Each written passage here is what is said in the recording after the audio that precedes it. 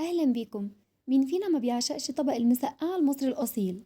النهاردة بقى هقدم لك أسرع وأصح مسقعة بدون قلي. لو بتدوري على وصفة صحية سريعة ولذيذة جدا كملي معايا الفيديو خطوة بخطوة عشان تشوفي السر كله. يلا بينا. أنا هنا استخدمت 2 كيلو من البتنجان، غسلته كويس جدا وهبدأ أقشره بالشكل ده.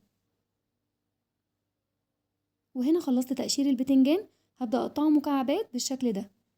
انا طبعا عارفه ان في ناس كتير جدا مش بتحب تعمل المسقعه بسبب انها بتفضل تقلي بتنجان كتير جدا، فطبعا بتكسل. لكن بالطريقه دي هتحبي تعملي المسقعه على طول من غير وقت ولا مجهود.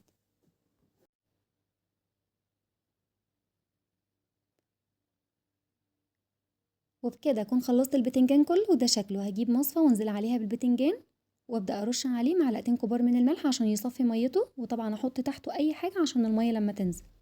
وجبت هنا نص كيلو من الفلفل، غسلته كويس جدا. هبدا اقطعه بقى شرايح، لا هي تخينة ولا هي رفيعة. ده كده شكله بعد ما خلصته. وهنا بقى هبدأ اجيب الحلة بتاعتي وانزل عليها بالزيت، وبعدين احط البتنجان بتاعي بعد ما صفى المية بتاعته خالص. هفضل اقلب فيه شوية حلوين قوي لحد ما يدبل معايا ويبقى بالشكل ده. هنزل عليه بمعلقة كبيرة من الثوم المفروم وافضل اقلب فيه.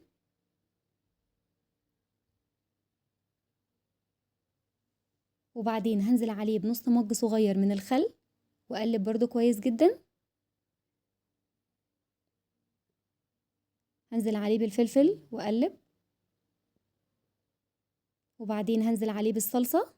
انا عندي هنا لتر الا ربع من الصلصة. هفضل اقلب فيه بقى واسيبه لحد ما يتسبك معايا. هنزل عليه بالملح، معلقة كبيرة من الملح، معلقة صغيرة فلفل، معلقة صغيرة كمون. اسيبه لحد ما يتسبك معايا ويوصل معايا بالشكل ده.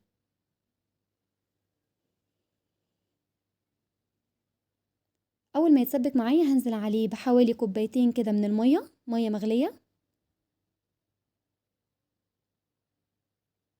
واقلبه واسيبه بقى لحد ما يستوي معايا.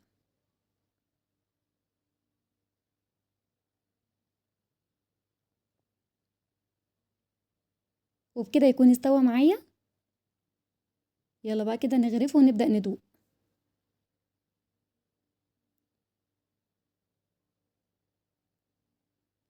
طعمها تحفة، احسن من اللي مقلية في الزيت 100 مرة.